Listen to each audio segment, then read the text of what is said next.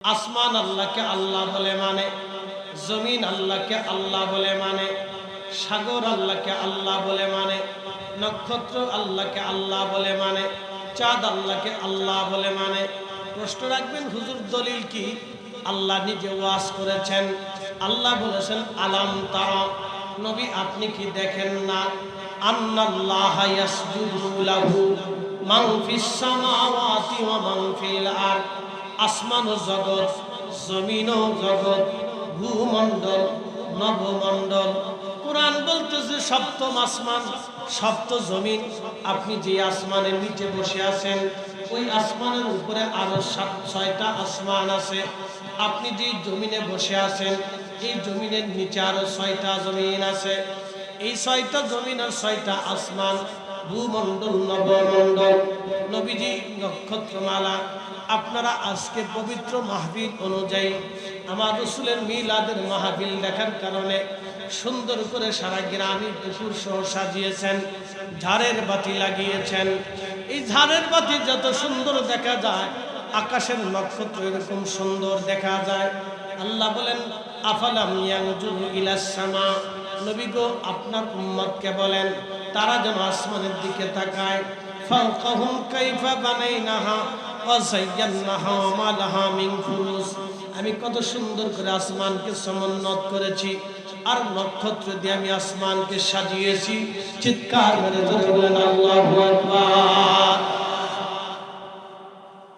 আল্লাহ বলেন হুজুর আপনি কি দেখেন না, আসমান ও জগৎ, জমিন ও জগতে, ভূমণ্ডল ও নভমণ্ডলে যাহা কিছু আছে সব আমি আল্লাহকে সেজদা দেয়, আমি আল্লাহকে আল্লাহ বলে মানে। সুবহানাল্লাহ বলবেন না? আচ্ছা, কোন সনাতনী কি আল্লাহকে সেজদা দেয়? সনাতনী সেজদা দেয় কার্তিকের সামনে, গণেশের সামনে, শিবের সামনে, এই আপনার কি বলে কৃষ্ণার সামনে, কালীর সামনে, এরপরে দুর্গার সামনে সে সেজদা দেয়। কার্তিকের সামনে সেজদা দেয়, এই শিবের সামনে সেজদা দেয়, এরপরে লোকনাথের সামনে সেজদা দেয়, গাছের সেজদা দেয়, মাছের সেজদা দেয়, সাগরের সেজদা দেয়, সূর্যের সেজদা দেয়, আগুন জ্বালায় সেজদা দেয়। সনাতনী আল্লাহকে সেজদা দেয় না।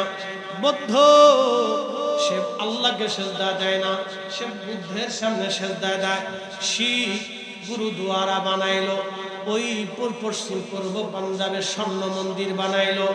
এই স্বর্ণ মন্দির বানাইয়া শিখ ধর্মের মানুষেরা গুরু নানকের সামনে যায় সেজদা দিল, বলল তুমি আমাদের ভগবান। এ আমাদের দেশে যারা খ্রিস্টান আছে তারা পুরুষ বানাইয়া আল্লাহকে বিশ্বাস তারা করলো, কিন্তু বলল আল্লাহর স্ত্রী আছে, আল্লাহর মেয়ে আছে, আল্লাহর ছেলে আছে। আল্লাহর ছেলে বেটা স্ত্রী বানাইলো, আল্লাহর তৃতীয়ত্ব খোদা বানাইলো। এইগুলি বানাই আসে এখানে সেজদা দেয়, তার কাছে চায়। তাম পৃথিবীতে বহু ধর্মের মানুষ আছে। আর একটা ধর্মের নাম মাজুসি ধর্ম। মাজুসিরা আগুনের পূজা করে, তারা আগুন জ্বালায়া আগুনের সামনে সেজদায় পড়ে বলল তুমি আমার ভগবান, তুমি আমার স্রষ্টা, তুমি আমাকে দাও। সে আগুনের সামনে সেজদায় পড়ে সেজদা দিয়ে তাকে রব মেনে নিল। অন্য কোন ধর্মের মানুষ আল্লাহকে আল্লাহ বলে মানে না, আল্লাহকে সেজদা দেয় না। আমার আল্লাহ বলেন হাবিব আপনার উম্মতকে জানায় দেন, সমস্ত মাখলুকগুলি, সৃষ্টিগুলি আমি আল্লাহকে সেজদা দেয়। আর শামসু সূর্য আমার সেজদা দেয়, আল কামারু চাঁদ আমার সেজদা দেয়, অন্নুজুমু নক্ষত্র সমূহ আমাকে সেজদা দেয়, আকাশের নক্ষত্র আল্লাহকে সেজদা দেয়, অল জীবাণু পাহাড় সমূহ আমাকে সেজদা দেয়, অসাজারু গাছ আমাকে সেজদা দেয়, অদ্দামাবু সমস্ত প্রাণীরা আমার সেজদা দেয়, তামাম মাখলুক আমাকে সেজদা দেয়, কাসীরুম মিনান নাস কিছু মানুষ আমাকে সেজদা দেয়, কিন্তু সব মানুষ আমাকে সেজদা দেয় না। একবার জোরে বলা যাবে কি আল্লাহু আকবার? তাহলে বোঝা গেল আরশেমো আল্লাহ আল্লাহকে আল্লাহকে আল্লাহ বলে মানে, আসমান আল্লাহকে আল্লাহ বলে মানে, ফেরেশতারা আল্লাহকে আল্লাহ বলে মানে, জিনেরা আল্লাহকে আল্লাহ বলে মানে, লৌহ কলম আল্লাহকে আল্লাহ বলে মানে, পানি আল্লাহকে আল্লাহ বলে মানে, জমিন আল্লাহকে আল্লাহ বলে মানে। তাম সৃষ্টিতে যাহা কিছু আছে ভূমণ্ডল আর নভমণ্ডল সব আমার আল্লাহকে আল্লাহ বলে মানে, সবাই আল্লাহকে আল্লাহ বলে মানার আগে আল্লাহ কোরআনে বলে দিলেন, হাবিব উম্মতকে জানান, ওয়া আনা আউয়ালুল মুসলিমিন, আপনি নবীর আগে আমি আল্লাহকে আল্লাহ বলে কেউ মানতে পারে নাই। আপনি নবী সবার আগে, ওয়াল আউয়াল ওয়াল আখির, আপনি নবী প্রথম, আপনি নবী শেষ। একবার জোরে বলবেন কি মারহাবা। সবসে আলা আলামা, জোরে জোরে, সবসে আলা আলামা, সবসে ভালা আলামা, अपने मौला का प्यारा हमारा नबी, दोनों आलम का दूल्हा हमारा नबी, सबसे आला हमारा नबी। বুঝতে কষ্ট হয়? হ্যাঁ, আমার রসুল আগে, আমি তো রাম থেকে আপনাদের কোন হাদিসে আছে, বেটা হাদিস দিয়ে তুমি কি করবে? আমি আল্লাহ কোরআন থেকে সাক্ষ্য থেকে বুঝাই দিচ্ছি, তুমি হাদিস দিয়ে কি করবে? আল্লাহ কোরআনের দিকে তাকালি তো রাসূল আগে, এটা নিজেই বুঝা যায়। ঠিক কথা কথা খুব মনোযোগ দেবেন। রব্বুল আলামিন নূরের সৃষ্টি করার পরে আল্লাহ পানি সৃষ্টি করলেন। পানি সৃষ্টি করার পরে আল্লাহ রাব্বুল আলামিন আরশে মুআল্লা সৃষ্টি করলেন। আরশে মুআল্লা বানানোর পরে কুরসি বানাইলেন। কুরসি বানানোর পরে লৌহ কলম বানাইলেন। লৌহ কলম বানানোর পরে কলমকে বলেন, কলম তুমি লেখো। কলম ডাক দে, আল্লাহ কি লিখবো? কলম ডাক দে, বলেন আপনি কি লিখবো? আমি আল্লাহ, আপনি বলে দেন। আল্লাহ বলেন, উক্তুব মাকাদিরাল খালক, तमाम সৃষ্টির তকদির লেখো। মানুষের তকদির লেখলো, গরুর তকদির লেখলো, ছাগলের তকদির লেখলো, বিড়ালের তকদির লেখলো, গরুর তকদির লেখলো, কুকুরের তকদির লেখলো, মাছের তকদির লেখলো, গাছের তকদির লেখলো, পশু পাখির তকদির লেখলো। বর্তমান সিচুয়েশনে 4 লক্ষ প্রজাতির জীব এবং জীবন আছে, সবার তকদির লেখলো। আসমানের তকদির লেখলো, ফেরেশতাদের তকদির লেখলো, জিনদের তকদির লেখলো। এখনো কলম লিখতেছে, কলমের লেখা শেষ হয় নাই। জোরে বলবেন কি মারহাবা। মানব সৃষ্টি করার আগে তকদির আল্লাহ লেখছে। কতটুকু চা খাবেন আল্লাহ তাও লেখছে। কতটুকু খাবেন, কি দিয়ে খাবেন। আমি যেমন চিনি ছাড়া খেতেছি, লবণ ছাড়া খেতেছি, এটা আল্লাহ লিখে রাখছে। তুই চিনি খেতে পারবি, ডায়াবেটিক্স নেই, এটা চিন্তা করেছি। আমি আগে থেকে চিনি বাদ দিয়েছি। চিনি বেশি খেলে কণ্ঠের সমস্যা, এই জন্য চিনি বাদ দিয়েছি। এটা থাক, চিনি ছাড়া খেতে হবে, লবণ ছাড়া খেতে হবে। কারণ বেশি লবণ দিলে প্রেশার হাই হয়ে যাবে। বলে লেবু দেন না কেন? আপনাদের চট্টগ্রামে লেবু দিয়ে খায়, চট্টগ্রাম আর সিলেটে যদি চা না থাকে তাহলে মনে করবে কোনো মেহমানদারি হয় নাই। আর সিলেটে চার সাথে পান থাকতে হবে। যদি চা আর পান খাবারের পরে না আসে, যদি পান না আসে, তবে এটা সিলেটি না, এটা রোহিঙ্গা জাতীয় অভ্যাস। খাবারের পরে সিলেটি পান খাবে, তাদের অভ্যাস। পান একটু খাবে, খদ্দুর এলে খাইবে, খাওয়া করে পান খাইতে না নিল, খদ্দুর পান খাওয়া করে মজার পান খেলেই পান খাবে। সিলেটি মা খুব মজার।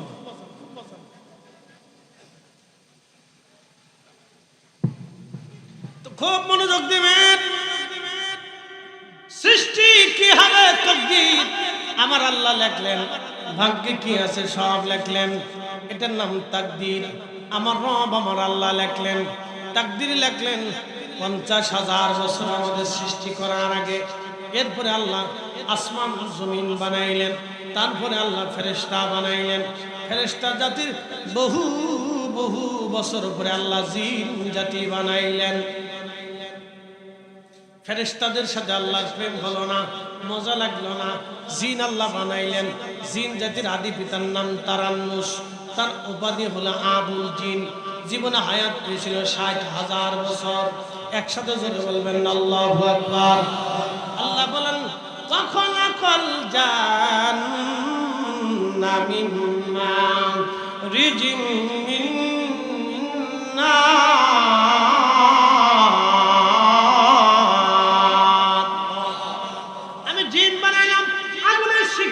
বানাইছি বলে আগুনের শিখা কি মোমবাতি জ্বালাবেন। মোমবাতি জ্বালানোর পরে এই মোমবাতির উপরে যে হলুদ আগুন, হলুদের পরে দেখবেন সবুজ সবুজ আগুন। এই সবুজ আগুনের পরে দেখবেন একটা ধোঁয়া দেখা যায়। এই ধোঁয়া থেকে আমার রব জিন জাতি বানাইলেন যেটা দেখা যায় না। ধোঁয়ার মতো আসে, ধোঁয়ার মতো চলে যায়। মাঝে মধ্যে ওরা কুকুরের আকৃতি, বিড়ালের আকৃতি বেশি নেয়, সাপের আকৃতি নিয়ে ঘরের মধ্যে জিন জাতিরা আসে। এই জন্য আল্লাহর নবী বললেন তোমাদের ঘরের মধ্যে যদি কোনো সাপ দেখো তাহলে প্রথমত তাকে বলবা হে তুমি আল্লাহর বান্দা, আমাকে ছেড়ে চলে যাও, আমার বাসস্থান থেকে তুমি চলে যাও, তুমি হযরত সুলাইমান আলাইহিস সালামের দেওয়া আইন মেনে চলো। সুলাইমান আলাইহিস সালামের শর্ত তুমি মেনে চলো। যদি সে আসলে জিন হয় তাহলে ঘর থেকে চলে যাবে, আর যদি জিন না হয় সাপ হয়ে থাকে তাহলে চলে না গেলে তুমি বাটাম চালান দিয়ে দাও। বাটাম চালান বুঝছেন নি? লাঠি চালান দিয়ে দাও। আমাদের ফরিদপুরের ভাষায় কয় বাটাম চালান। এরপরে বাটাম চালান দিয়ে কোনো কথা শুনেন, মেরে দাও, অসুবিধা নেই, কোনো মামলা হবে না। কিন্তু আগে সতর্ক করতে হবে। ঘরের মধ্যে সাপ দেখলে আগে সতর্ক করবে, এই আল্লাহর বান্দা ছেড়ে দাও, তুমি সুলাইমান আলাইহিস সালামের আইন মানো, সেই বিধানে তুমি আমার ঘর ছেড়ে দিয়ে চলে যাও। কারণ সুলাইমান আলাইহিস সালামের সাথে জিন জাতির একটা সংবিধান হয়েছিল, রেজুলেশন হয়েছিল, তোমরা পৃথিবীতে কোন মানব গোষ্ঠীকে কষ্ট দিতে পারবে না, মানব জাতির বাসস্থানের ভিতরে তোমরা এসে বিশৃঙ্খলা তৈরি করতে পারবে না। সুলাইমান আলাইহিস সালামের সাথে জিনদের একটা রেজুলেশন হয়েছিল, লিখিত রেজুলেশন। এখন বিজ্ঞান বলে পৃথিবীতে কোনো জিন টিন নেই। আচ্ছা, বিজ্ঞান মানি না কোরআন মানি? একসাথে বলে, জোরে বলো, আরো জোরে। জোর হয় না কেন? জোরসে বলো। পদার্থ বিজ্ঞানী, রসায়ন বিজ্ঞানী বলে জগতে স্রষ্টা বলে কিছু। আমি বলি বিজ্ঞানী নিজেই পাগল হয়েছে। স্রষ্টা যদি না থাকতো তাহলে বিজ্ঞানী নিজের স্বাস্থ্য, নিজের জীবন ধরে রাখতে পারতো। ও নিজেও বাঁচে না, কয়েকদিন পরে হেউ মরে যায়, তার চুল পেকে যায়, দাড়ি পেকে যায়। সে যে এত বড় বিজ্ঞানী, তো পারলো না চুল কাঁচা রাখতে। এত বড় বিজ্ঞানী, সে পারলো না তার ত্বককে সজীব রাখতে। এত বড় বিজ্ঞানী, সে পারলো না তার যৌবন ধরে রাখতে। এত বড় বিজ্ঞানী, সে পারলো না তার জীবনের যৌবনকাল ধরে রাখতে। সে কেন বৃদ্ধ হয়ে গেল? তার মানে পদার্থ বিজ্ঞানের শেষ সীমানা, গবেষণা যেখানে শেষ, আমার রব, আমার রব্বুল আলামিন, আমার রহমান, আমার রহিমের কুদরত বিজ্ঞান কখনো শেষ করতে পারবে না। এই জন্য আল্লাহ বলেছেন, হে বান্দা, আমি আমার রবের মহিমা বর্ণনা করে তোমরা যদি সাগর পরিমাণও কালি হয়ে যায়, আর সমস্ত সৃষ্টির সাগর যদি কালি বানানো হয়, সমস্ত বৃক্ষ যদি কলাম হয়ে যায়, तमाम সৃষ্টির মানুষ যদি লিখতে থাকে, তাহলেও আমি রবের মহিমা লিখে কখনো শেষ করতে পারবে না। কথা বলেন ঠিক না বেঠিক? শেষ করা যাবে?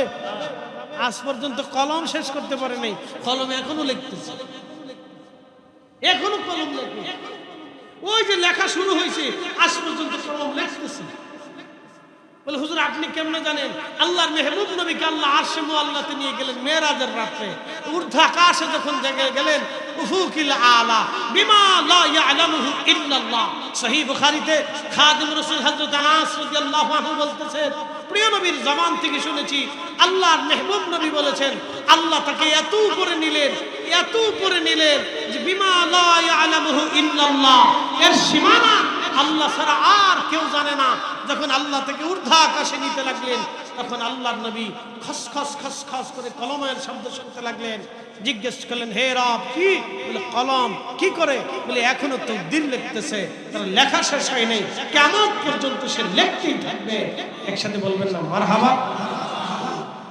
ভাগ্যে যা আছে উঠে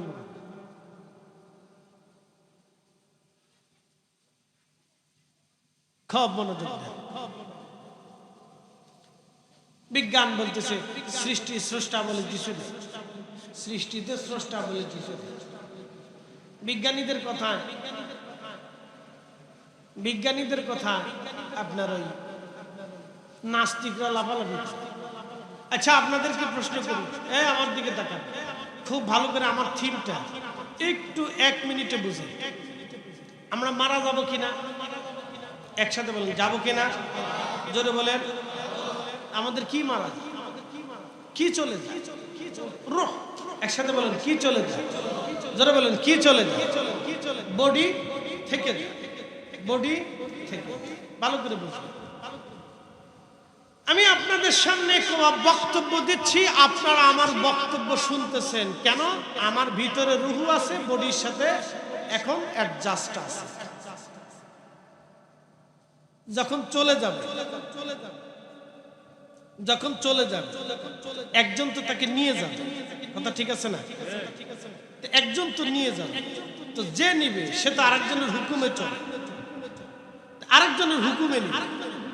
রূহ আমাদের সবার সামনে চলে গেল, ডাক্তারদের সামনে রূহ চলে গেল, বিজ্ঞানীদের সামনে রূহ চলে গেল, পদার্থবিদদের সামনে রূহ চলে গেল, রসায়নবিদদের সামনে রূহ চলে গেল, দার্শনিকের সামনে রূহ চলে গেল, ওঝার সামনে রূহ চলে গেল, কবিরাজের সামনে রূহ চলে গেল, জাদুকরের সামনে রূহ চলে গেল। মানুষ এত জাদুবিদ্যা শিখলো কিন্তু রূহ ধরে রাখতে পারলো না। মানুষ এত বিজ্ঞান শিখলো কিন্তু রূহ ধরে রাখতে পারলো না। মানুষ এত জ্ঞান শিখলো কিন্তু রূহ ধরে রাখতে পারলো না। তো রূহ চলে গেল, একজন তো নিয়ে গেল। কে নিয়ে গেল? মানুষ যখন চাঁদে যায়, চাঁদে যাওয়ার সময় রকেটের ভিতরে সে মারা যায়, অথবা চাঁদে উঠার পরে মহাকাশে যাওয়ার পরে সে মারা যায়। তাহলে মহাকাশে যে সে মারা গেল, সে মারা যাওয়ার সময় তার রূহ কে নিল? নিশ্চয়ই একজন নিয়ে গেছে। কে নিল? যিনি নিলেন তিনি মালাকুল মউত আজরাইল। কার হুকুমে নিলেন? তিনি রব্বুল আলামিনের হুকুমে নিলেন। কোথায় নিলেন? আর একটা জগতে নিয়ে চলে গেল। তাহলে বোঝা গেল যে গেল সেও সত্য, যে নিল সেও সত্য, যার হুকুমে নিল সেও সত্য, যেই জগতে নিল জগৎ সত্য। একসাথে বলবেন না মারহাবা? হিসাব সব। তো বিজ্ঞানী পাগল হলে তো আর আমরা পাগল হব না, বিজ্ঞানী পাগল হলে তো আর আমরা পাগল হব। খুব মনোযোগ দেবেন প্রিয় উপস্থিতি হাজিরিন। রব্বুল আলামিন মহাগ্রন্থ পবিত্র কুরআনুল কারীমে আমার রব আমার আল্লাহ বলে দিলেন, হে আমার হাবিব, আমার তামাম সৃষ্টি আমার সিজদা দেয়। আপনি তো নিজেও দেখেন হে নবী, তামাম সৃষ্টি আমাকে সিজদা দেয়। তার মানে বোঝা গেল সবার আগে আল্লাহকে যিনি আল্লাহ বলে স্বীকার করলেন তিনি আমার আপনার নবী। খুব মনোযোগ দিবেন। ওই নবীকে রব্বুল আলামিন দুনিয়াতে পাঠিয়ে দিলেন। এই জন্য আল্লাহ বলেন, কদ জাআকুম মিনাল্লাহি নূরুন ওয়া কিতাবুম মুবিন। আমি আল্লাহ আমার কাছ থেকে, আমার পক্ষ থেকে নবী আপনাকে পাঠিয়েছি নূর বানায়া। অপরাধ আল্লাহ বললেন, ওমা আরসালনাকা ইল্লা রাহমাতাল লিল আলামিন। तमाम বিশ্ববাসীর জন্য শুধু আপনাকে রহমত বানাই আমি পাঠিয়েছি। আল্লাহ বললেন, হাবিব আমি আপনাকে পাঠিয়েছি। আর আয়াতে আল্লাহ বললেন, কামা আরসালনা ফীকুম রাসূলা। আমি আপনাকে তাদের মতো রাসূল বানিয়ে পাঠিয়েছি। আল্লাহ বলেন আমি আপনাকে পাঠাইলাম। অপরাধ আল্লাহ বললেন, ইয়া আইয়ুহান নাবিয়্যু ইন্না আরসালনাকা শাহিদ। ও আমার হাবিব, আপনাকে আমি পাঠিয়েছি শাহিদ, সাক্ষী বানায় পাঠাইলাম, মুবাশশিরাও ওয়া নাযীরা, আপনাকে সুসংবাদ প্রদানকারী হিসেবে পাঠাইলাম, আপনাকে ভীতি প্রদর্শনকারী হিসেবে পাঠাইলাম, ওয়া দাঈয়ান ইলাল্লাহি বিইজনিহি ওয়া সিরাজাম মুনীরা, আপনাকে আমি আল্লাহর দিকে আহ্বানকারী হিসেবে পাঠিয়েছি। হাবিব, আপনাকে পাঠাইলাম, আপনাকে আমি আল্লাহ পাঠিয়েছি। আল্লাহ বলেন, হুজুর আপনাকে পাঠাইছি, তার মানে আমাদের নবী ছিলেন আল্লাহর কাছে। কি কথা করেন না কেন? ঠিক না? কার কাছে ছিলেন? আল্লাহর কাছে নবীজি ছিলেন। আমার রহমতের নবী আল্লাহর কাছে ছিলেন। আল্লাহর কাছ থেকে নূরের নবীকে আল্লাহ পাঠাইলেন। খুব মনোযোগ দিবেন। নূরের নবীকে আল্লাহ পাঠাইলেন, হযরতে আদম সফুল্লাহর পেশানিতে আল্লাহ পাঠাইলেন। আমার রব, আমার আল্লাহ তার নবীকে দুনিয়াতে পাঠাইলেন। পেশানি আদম সফুল্লাহর চুল থেকে তুনকালু মিন সালিবিন ইলা রাহিমিন ইদা মাদা আলামুল বাদা তবা। 30,000 সাহাবীর সামনে হযরত আব্বাস রাদিয়াল্লাহু আনহু তাবুকের যুদ্ধের ময়দানে মোল্লা আলী কারি রাহিমাহুল্লাহ আল মাওরিদের মধ্যে লেখেন, 27টি কিতাবের মধ্যে এসেছে সাহাবী রাসূল হযরতে আব্বাস রাদিয়াল্লাহু আনহু নবীর চাচা হয়ে নবীর সামনে কবিতা বললেন, হুজুর আপনার প্রশংসা করতে চাই। নবীজি বললেন, প্রশংসা করো। তখন নবীজির চাচা বললেন, তুনকালু মিন সালিবিন ইলা রাহিমিন ইদা মাদা আলামুল বাদা তবা। নবীজি আপনি যখন দুনিয়াতে আসলেন, সুল থেকে রেহেম, পবিত্র রেহেম থেকে সুল। আল্লাহ কোরআনে বললেন, ওয়াতাকাল্লুবাকা ফিস সাজিদিন। এই আয়াতের তাফসীরে বিশ্ববিখ্যাত ইমাম রাইসুল মুফাসসিরিন, যিনি সমস্ত তাফসীরকারদের যিনি সরদার, হযরত আব্দুল্লাহ ইবনে আব্বাস রাদিয়াল্লাহু আনহু বললেন, এই আয়াত দিয়ে আল্লাহ বুঝিয়েছেন প্রত্যেক যুগে যুগে কারানান ফাকারানান, যুগের আবর্তনে বিবর্তনে, মানে যুগের পর যুগ আমার আল্লাহ পবিত্র রেহেম থেকে সুল থেকে রেহেমে নূরে মুহাম্মদী কামাল আল্লাহ স্থানান্তর করলেন। আদম থেকে শীষ থেকে পবিত্র সুল হয়ে হযরত নূহ আলাইহিস সালাতু ওয়াস সালাম। নূহ নবী মহাপ্লাবনের ভিতরে তিনি একা ছিলেন না, ওই নূহ আলাইহিস সালামের সুলবে নূরে মুহাম্মদী সাল্লাল্লাহু আলাইহি সাল্লাম ছিল। হযরত নূহ নবী মহাপ্লাবনে 40 দিন পর্যন্ত কাবা শরীফের চারপাশে ঘুরতে লাগলেন। 40 দিন ঘুরতে লাগলেন। তার নৌকা পৃথিবীর অন্য কোথাও যায় নাই, হেরেমের চারপাশে নৌকা ঘুরতে লাগলো। নবীজির চাচা বললেন, হুজুর, ওগো আমার চাচা, আমার ভাতিজা, আমার নবী, আপনি শুনে নেন, নূহ নবী একা ছিল না, আপনি নূহ নবীর সুলবের মধ্যে ছিলেন। হুজুর, ওই দিন নসরাত প্রতিমা পূজারীরা ডুবে মারা গেল। ইয়া রাসূলুল্লাহ, নূহ নবী একা ছিল না। নূহ নবী থেকে আপনার পবিত্র রেহেম সুল করে আল্লাহ নিতে নিতে ইব্রাহিম আলাইহিস সালাতু ওয়াস সালামের কাছে নিয়ে গেলেন। ইব্রাহিমকে আগুনের মধ্যে ফেলে দেওয়া হলো।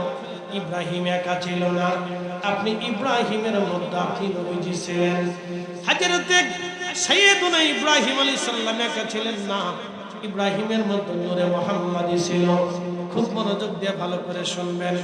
ইব্রাহিম আলাইহিস সালাতু ওয়াস সালাম একা না, যখন নূরে মুহাম্মদ ইব্রাহিমের মধ্যে চলে গেল, আগুন জ্বলল, ইব্রাহিম জ্বলে না। ইয়া নারু কুনি বারদাও ওয়া সালামান আলা ইব্রাহিম। আমার আল্লাহ ইব্রাহিমের জন্য আগুনকে আমার রব আয়ার কন্ডিশন করে দিলেন। ইব্রাহিম থেকে নিয়ে আসলেন পবিত্র সুল থেকে রেহেম করে আমার আল্লাহ হযরতে হাজর আলাইহিস সালামের মাধ্যমে হযরত সাইয়্যিদুনা ইসমাঈল আলাইহিস সালামের সুল নিয়ে আসলেন। ইসমাঈল আলাইহিস সালাম ইব্রাহিমের সুরির নিচে চলে গেলেন। বন্ধু, খুব মনোযোগ দিয়ে শুনবেন। সাইয়্যিদুনা ইসমাঈলকে যখন জবে করার জন্য মক্কাতুল মুকাররমার মিনা প্রান্তরে একটা ছোট্ট পাহাড়ের পাশে একটা টিলা আছে, এই টিলার উপরে এখনো সেই চিহ্নটা আছে যেখানে সাইয়্যিদুনা ইব্রাহিম খলিলুল্লাহ হযরত ইসমাঈল আলাইহিস সালামকে জবাহ করতে গিয়েছিলেন। ছুরি হাতে নিয়ে বিসমিল্লাহি আল্লাহু আকবার বলে চোখ বেঁধে হযরত ইব্রাহিম জবিহুল্লাহ, ইব্রাহিম খলিলুল্লাহ, ইসমাইল জবিহুল্লাহকে ছুরি চালাইলেন। তখনই আল্লাহ ডাক দিলেন, জিবরাইল তাড়াতাড়ি যাও, আমার ইসমাইলকে সরাইয়া জান্নাত থেকে দুম্বা চালাইয়া দাও। জিবরাইল বলেন, হুজুর এই দিন আমার এত কষ্ট হয়েছিল, আমি খোদার আরশে আল্লাহর নিচে সিদরাতুল মুনতাহার পাশে ছিলাম, আমি খোদার হুকুম পাই একটা দৌড় মারলাম, আল্লাহর জান্নাতে গেলাম। 40 বছর ধরে জান্নাতে একটা দুম্বা লালন পালন চলতেছিল। ওই দুম্বাখানাকে ধরে নিয়ে আমি জমিনে গেলাম, মিনা প্রান্তরে যাইয়া ছুরির নিচ থেকে ইসমাইল আলাইহিস সালামকে সরাইয়া আমি দুম্বাখানা ইব্রাহিমের ছুরির নিচে দিয়ে দিলাম। সেই জন্য তিনি হলেন জবিহুল্লাহ, আল্লাহর পক্ষ থেকে জবাই, কিন্তু জবাই হলো না। কারণ কি? ওই সময় ইসমাইল একা ছিলেন না, ইসমাইলের সেসামে, ইসমাইলের সুলবে নূরে মুহাম্মদী সাল্লাল্লাহু আলাইহি সাল্লাম ছিল। একবার জোরে বলা যাবে কি মারহাবা।